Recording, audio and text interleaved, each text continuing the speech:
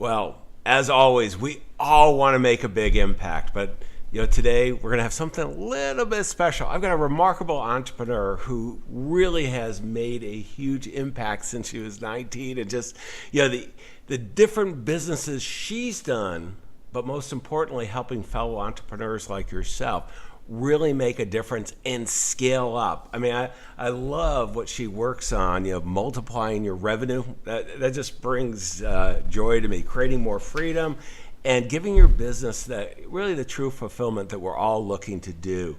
And as she's done this, I mean, one of the things we always like to be acknowledged by our fellow entrepreneurs, and she's been acknowledged by Self-Made Magazine as one of the top women entrepreneurs who inspires. And I met her at Joe Polish's Mastermind Group, and I can tell you that it wasn't just women that were inspired. Everybody was inspired. You will meet her in a second. Stay tuned, and you're going to see how you can scale your business up, accelerate your success even more. I'm John Bowen, CEO of AES Nation, and we are off. Ordinary success? No way. You want amazing, remarkable, exceptional breakthroughs. Dig deep, think bold, drive hard, watch yourself soar beyond your dreams.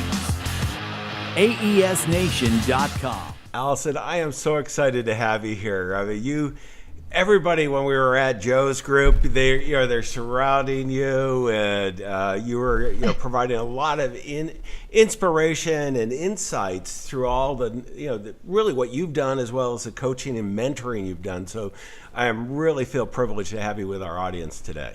Thanks, John. That's sweet of you. I'm excited to be here.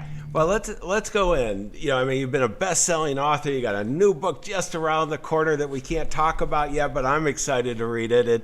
And we're going to really focus in on scaling up, because you help so many entrepreneurs do that. And I had a chance to look at your website. I saw all the testimonials of all the people doing that.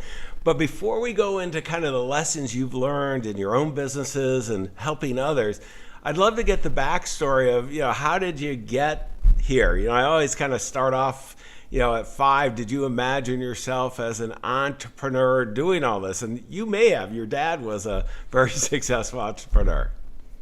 I don't really think that I had any clue at 5, but I do feel that I was definitely blessed to be born in a very entrepreneurial family. And as you mentioned, with my dad, he was my biggest mentor in my life, and he built the largest chain of women's clothing stores that were privately owned in the United States from 1955 to the early 80s.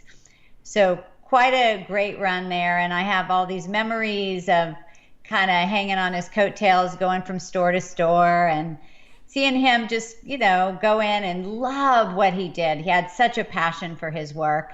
And I just thought, I want to do this. I didn't quite know what it was, but at the essence that I got from my dad really was, if you want something, go create it yourself. And so at age 19, I started my first business when I was in college. Mm-hmm. And it was just to make a few extra bucks. And doing greeting cards and poems for people, and I was making some extra cash. And then people just started asking me, I don't need a poem, Allison, but do you do brochures? Do you buy radio? Do you do television? And I would just kind of hear my dad's voice in my ear, and he would say, if someone asks you to do something, even if you don't know how to do it, just say yes, and then figure it out. We've all been in that position before. Well, if they're willing to write a check for you, then definitely that's something to at least consider. Yes, definitely. It has to be worthwhile, of course. But, that's really how it took off. I had no idea what I was doing, but it was kind of trial by fire. And that's how I got into the entrepreneurial game. Well, and how did you move from kind of the agency type business, if I read correctly, to kind of what you're doing now? So in that, I built a full service advertising and PR firm. It's called the Borali Group, based in San Diego, and clients were Ben and Jerry's, Supercuts, It was a crazy time, right? And I was making a lot of money, and the business grew very fast. And I was young and just somewhat clueless as far as business went. And what happened was I ended up really hitting a wall. And, I'm sure you've experienced this, you being in business, and those of I you. was a lot smarter when I was younger. Oh, really? Is that okay? Well, what happens is I don't know if this was the case for you, Allison, but I was very confident and young. I had a bunch of success early on too. And then kind of all of a sudden everything hit, and you learn that there's a couple of things you didn't do in building the foundation, but some great lessons learned. Oh yeah, and I'm so grateful for that time now. And it wasn't planned this way, but my first business was a marketing company. So I was able to apply those skills. Marketing is everything in business. But I did not, I was building business flying by the seat of my pants. And there's only so many hours in the day, right? And I just really fell apart. I ended up having a terrible car accident. And it was just a big wake-up call for me. It was a miracle that I survived. My daughter was young then. And I walked away from everything. And it was pretty abrupt, kind of shocked a lot of people. And I said, okay, I'm going to do this over. And I'm going to build it on my terms. And I've got to get the systems and the processes and the strategies and really treat this like a solid business. So that really changed everything for me. No, that's great. I mean, the one thing, so often, all of us kind of wish that we could do a do-over along the way. This is one of the things that experience and having challenges along the way, and then really having the privilege, as you do, of coaching so many, successful entrepreneurs on scaling up, it just really makes a difference, and that's why I wanted to have you join us. And one of the things, Allison, I'd love to hear, I was going over kind of the way you organize your thoughts, and one of the things in helping business owners you're really big on is this clarity of vision. And maybe I am sure that everyone, whether they're watching this podcast or listening to it, I'm working on scaling up our business now. These are, there's so many opportunities to not do it right. What would be some of the guidance that you would share? Well, I think, kind of like what I did earlier, you jump into business for one reason, but you grow a business for another reason, right? And so oftentimes the business owners get stuck still working the business the way they did when they started. So what has to happen to really scale up, John, is that you have to have a clear vision of where you're headed, which sounds so basic, and we all know that, but how many business owners really take the time to step away from their business and create a clear strategic vision?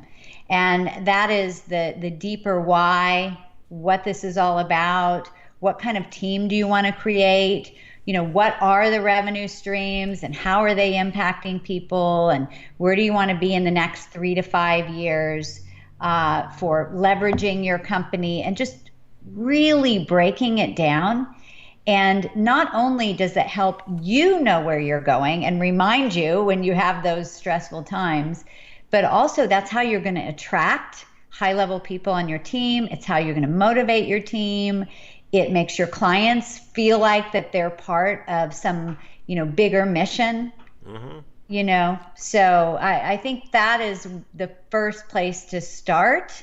And I don't know necessarily we know those things in the early years of business, but as we get in further, then we say, okay, where do I really want to take this company? Well, and Allison, one of the things that I find as we're starting businesses, it's not that hard to have the vision when there's nothing there. You at least, I'm in Silicon Valley, so you put together a little abbreviated business plan of what you're going to do.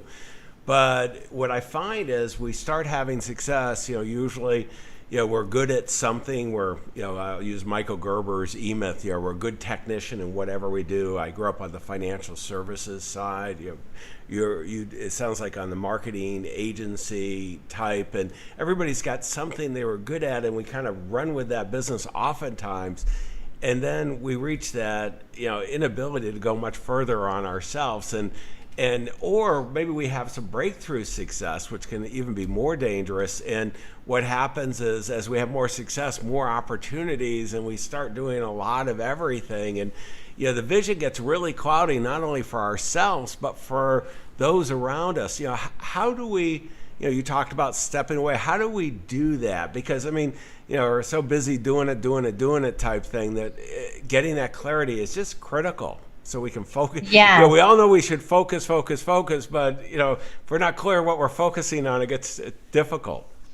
Right, and there's more distractions now than ever. I'll just give you an example. One of my clients, actually a couple, own this construction company, and they build these big refrigerators that go like into Whole Foods. Mm-hmm. So they're major projects. And they'd been in business for 10 years when they came to work with me, and they were just doing a lot of everything. They were caught working in the business, and they were thinking very small. And so their revenue had kind of capped out at a certain level and just wasn't growing. And so when I was able to work with them and my team and get them to step away from it, through our mentoring, through our events and things like that, we began to put the infrastructure in place. And so they are now in the level of CEO working on the business. They have, more of a senior team and project managers. But the big shift that happened was that they began to see themselves as leaders, and they began to go after bigger deals. So instead of going after the $100,000 jobs, they're going after the $1 million jobs and up, and they're being seen now within their industry as one of the bigger players. And it's just, there's such a shift that has to happen. I think it's really mental is the first thing that has to happen. But when you have that vision, and then all of a sudden you see the possibility, like, wait a minute, like I really could build a business like that. And then things, begin to follow suit. But you can't do it in the weeds of your business. You can't do it 30 minutes over lunch or a meeting in the evening. You really have to take the time away. And that's the fear that business owners have, is stepping away. But if you can take those 2-3 days even, mm-hmm. That will just really change the course of your company. Well, and I find, Allison, that what happens is, if you're this good technician, you can build a business depending on how hard you work, what niche it is. You can kind of muscle it to somewhere between $1 million and $5 million of revenue. But that's a nice business, and you can have a nice livelihood. But at the same time, that's not scaling. That's not really a business. You're thinking small, and one of the biggest things is, as you said, is getting that clarity of vision, that focus, the one thing that we're going to do really well, and being able to step up. But another thing I love that you talk about is this whole concept of, because once we start scaling up, we can't do everything on our own. We have to have other people, and I love this concept that you have of hiring forward. Tell me a little bit about that. Well, most business owners or companies will begin to hire when they have maxed their bandwidth. Like, I'm so overwhelmed, or people are making mistakes and things are falling through the cracks. Usually a little late they're doing it too, at the last minute type thing. Yes, exactly. And then what happens is you're desperate when you hire and you don't take the time to really find the right people, and regret it later. So hiring forward, what that means is to think, where do I want this division of my company to go? What is a revenue stream that we really want to take off? Or is there another level of care we want for our customers so that we can increase our retention? And we just, even though we don't necessarily have the business there yet, we hire the person and we put them there. And what that does is it's like watering a flower, and it grows and it blossoms. So you're hiring forward, you're putting there with the intention that is going to grow. And that's been really successful for my company and also for our clients. Yeah, I have tried it both ways, where it's crisis mode. I had a business in the investment world growing at 70% a year, and we were just constantly doing it. And I had such a good COO, but we were having a hard time hiring forward, and that just created this whole problem. And we hit the pause button for a while on the growth, and then restarted, and we ended up going full cycle, and it was really my most successful firm by doing that. And today, I am a big believer. I don't use the term hiring forward. I will use it now though, because I love it. And yeah, go ahead. It's yours. Well, I'll give attribution to Allison, but the part that I really like is I can just think of I brought in the last 90 days about 10 people, and we didn't really need any single one, but we are scaling up, and I wanted them, and I think the analogy of the flower going, and we're giving, they're now, we're just really starting to hit that curve, and they're all at the various levels, but they're really hitting their stride, and they understand the business. They're going to be able to contribute versus putting them in the middle of the fire and hoping they survive along the way. Right. And we've all done that, and I'm not saying that doesn't still happen, because the growth can catch up with you all of a sudden. But yeah, I think that's really more preparing for growth and planning to scale. Well, one of the things I want to touch about, because as we're talking about scaling up, and I think this is a big one, and so many of us really struggle with this, is our role as an entrepreneur. I mean, we're going and we're thinking, I'm the boss. I've got to make this all happen. And you have this whole concept of being a leader, not a boss.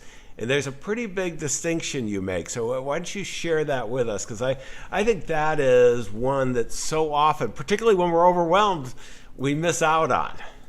Right. Well, what I know for sure is what motivates and inspires me is when I see a leader that is empowering others instead of, telling them what to do. I mean, we all know that idea of, you can take a horse to water, but you can't make them drink. But you sure could inspire them to gallop if they saw the big field in front of them.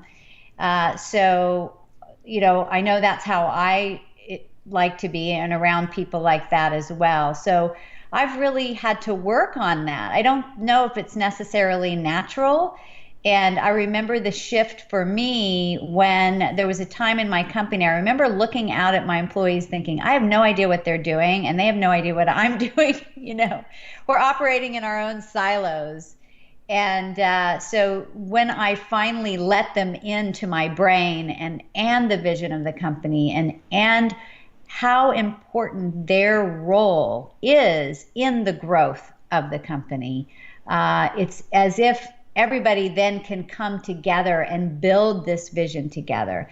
But that's not from a boss giving orders. That's from a leader that inspires and empowers. And, that can also include stretching people to do things that they don't think that they're capable of. I've definitely done a lot of that. I mean, I want to see my team members, my employees grow as human beings, as individuals, not just within my company. Well, and it's, one of the things that it's such a freeing thing for entrepreneurs. I mean, to me, it's amazing because I was kind of more the boss, in my early years, and telling people what to do, and I'd like to say I was reasonably intelligent and knew what they should do, but the answer was, I'm not sure I was either type thing. And that, when you give them that vision, you help provide it, you enroll them in the vision, then really unleash them. If you have, and particularly if you've hired forward, boy, they come up with so many different ways. I mean, I'm just today, I made some really surprises in my businesses of some new things that my team has come up with. And, and that's so freeing. I mean, because we're under so much pressure as entrepreneurs and we want to take everything on our own. And you know what? Stop it. I mean, it's amazing when you unleash that power. Well, you're keeping your business small if you're doing that. And, I've definitely been guilty of that many, many times because we can, we worry. It's our baby and we don't want the mistakes to happen. But if you think about it with your own children, if you are micromanaging your children, they will never spread their wings to fly. They will never have the ability or the privilege to see what they're capable of.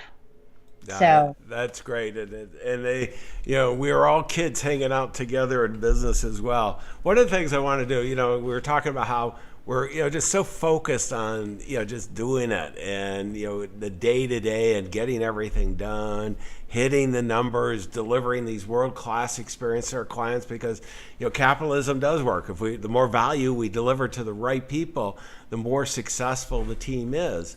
But one of the things that you do, and you lead great events doing this, and certainly on the coaching side, is telling people to step away from their business. And tell me a little bit of how you frame and think through that stepping away and why it's so productive. Right. Well, when you are within your business, I mean, just in the last hour, let's say at my company, I was doing like 3 things at once, handling phone calls, emails, having a meeting with somebody over here. Right. And we're natural at doing that. But that's not where the big leaps happen. The big leaps happen when you literally are away from your company, and this is what we do with the entrepreneurs that we work with. And we have events that we lead throughout the year, but you're in a creative bubble, and you're there for 2-3 days, and then the ideas start happening, like after day 1, after day 2, and you begin to see your business in a whole new way. So the things that frustrate you, the things that are keeping you small or challenging you, you're able to see that more 30,000-foot view and go, oh, now I get what I can do. All I got to do is move this over here. Or I didn't even think about this whole other revenue stream. We're missing, thousands of dollars over here. And it's also a way to get re-engaged with your own vision and re-inspired.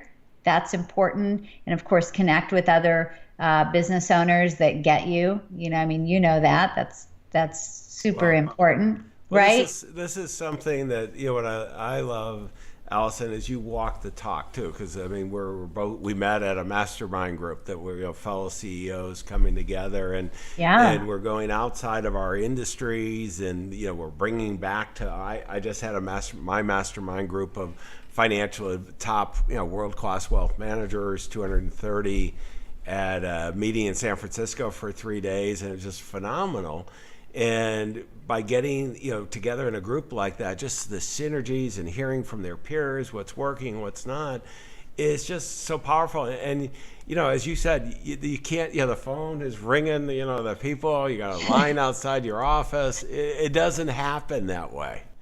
Unless you get out. You need to be able to think, right? And then there's also too, there's something magical that happens. Like if you and I are talking and we're brainstorming on your business, for instance, because I'm not emotionally connected, I'm an observer. I'm able to see the big picture where you're not, because you're so in it. And I might say, hey, John, did you think of this? Right? Or you might say, oh, I heard you say that. And that sparked a whole new idea for me. Right. So, and I'm a big believer. I didn't mention this to you, Allison, but I spend over $100,000 a year going to these type of events, like yours. And the reason what I do that for is not because I don't have anything else to do in life. I just find that every time I do that, there's I'm getting better clarity, kind of the getting clear on the vision. What, I want to build a businesses that are going to support the quality of life for all the stakeholders. So, my enlightened self-interest myself, but my teammates and obviously the clients, strategic partners, and that type. And it's only by going out that I see and oh, wow. And because we all know that we have to continue to grow, it's either grow or die kind of thing. Right. The days of just being level and hanging in there, it's pretty ugly. But, one of the thoughts that I wanted to ask you about, because, you and I both talk about influencers and how do our fellow entrepreneurs use their relationships with influencers and like yourself and others? Right. Well, I think it all comes down to relationships. When you meet somebody for the first time, whether they are somebody influential or not, you're not going to come up to them and say, "Hey, will you do this for me?" Right? I mean, you might, but actually, I would say a lot of times I've had somebody come up and say that. Yes. Yeah. Right, and you're a little turned off. Well, so. Very seldom do I do it too, which would be the other side of it. So it's about making friendships, and that's the fun part anyway. And it takes a while to kind of nurture those relationships, and offering support. I always come in mind with how can I support you? What can I do for you? And I believe in karma as well. And just really putting myself in the right places, investing in my business, in myself. Has opened so many doors for me. Just the people I've been able to meet and the introductions that I've had, whether that's helped me with, book publishing or, being an entrepreneur magazine or getting people on my stage, that I really admire as well, is all from that idea of building relationships and giving, but putting yourself strategically in the right places. Yeah, I call it strategic stumbling, that we're being thoughtful in the direction we're going. We can't plan out everything that life, but as we do that, these opportunities present themselves when you share your vision with not only your teammates but others, these influencers, and you're looking to help them first, and to the extent you can create value. Oftentimes there's an ongoing conversation that there's some synergies, and if there's not, oftentimes they can point you in a direction to a resource, a partner that can change your life. I mean, for most of us, one strategic partner could change your business life. And I mean, I'll go the extreme, Allison. I had a good friend, still a friend, and he ran into somebody that was looking to acquire a business he was Canadian in the States, and they had the 8th largest financial service firm, and I had a really fast growing one. And he says, let me, go ahead and set you up with a call with John. And he did. And the guy bought us for many millions of dollars. And actually, Steve charged him $150,000 for the phone call. He said, can I get a little finder's fee if the deal closes? He says, what do you want? I said, $150. And he literally just handed him the phone. So There's value created everywhere by doing this stuff here. Oh, right. Yeah, and exactly. Because what happens is you build a trust, and you get to that level, you really want to help other people, and give back. And it does. I know I've had introductions like that have transformed my company. So if people are questioning, should I take the time to step away? Should I, invest and do that? Unless you want to have your business take 10 times longer to grow and struggle a lot more, if that's what you want to do, well, then don't do that. But. Well, let's go to the next segment. I want to go to resources, because I am sure everyone is really thinking, there's some huge opportunities here that they can turn to. And Allison, I'm going to put up your website for those who are on the video podcast. If you're on the audio version, remember you can always go to AES Nation. I'll point to it above my head here. AESNation.com will have the transcription, and there's so many great points. But you get tons of resources. I mean, you have a very thoughtful and well done website. So tell us a little bit about it. Oh, thank you. You've got my website address there, AllisonMaslan.com. And we have an online television show that we run every Wednesday at 4 o'clock Pacific. And you can get it right there on my website. You'll see, and we also stream live onto Facebook. And we have incredible guests. We'll have to have you on my show, John. Wow. On there. Welcome. I was watching videos, and you do it first class here too. Oh, thank you. We've built a really cool studio at the office. In fact, we're going to be shooting later today.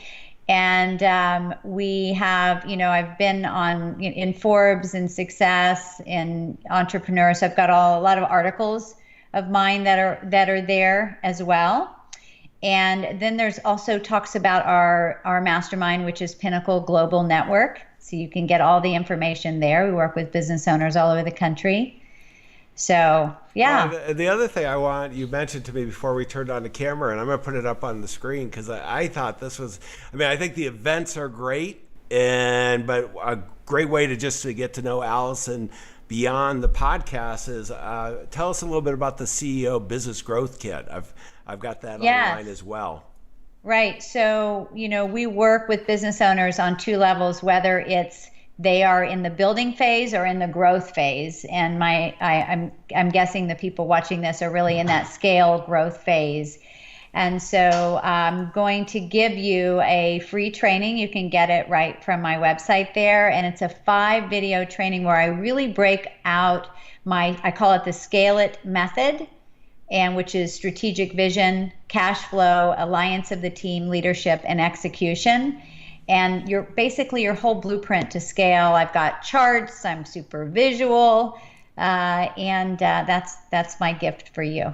No, I really appreciate it, Allison. And let me go to the last. I want to just share the key takeaways that I have, and I'd recommend, really that you go and execute. Now, you can always go to AES Nation, get the transcript.